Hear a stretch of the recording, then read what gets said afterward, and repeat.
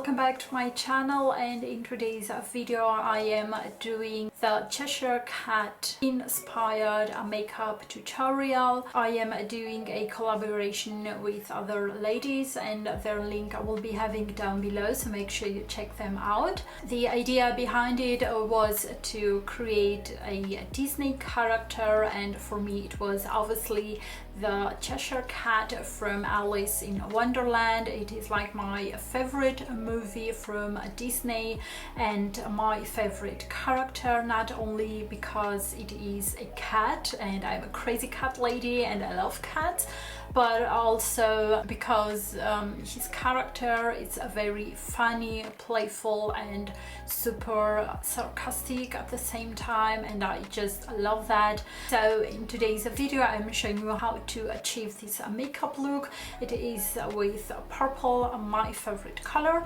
So sit back, relax and enjoy this video, and if you like it, don't forget to give a big thumbs up, subscribe and hit that bell notification, and I will see you soon.